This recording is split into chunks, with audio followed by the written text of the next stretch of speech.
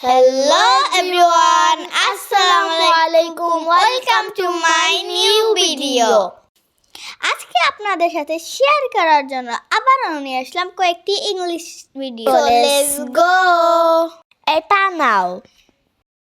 Take it. আগে তুমি। You first. এটা খাও। Eat it. এটা করো। Do it. নিজের যত্ন নাও। Take care of yourself. এটা কিনুন। Buy it. ভালো না। Not good. আর কি? What else? কে জানে? She know. নিজেকে দেখো। See yourself. দূরে যাবে না। Don't go far. ভুলে যাও। Forget it.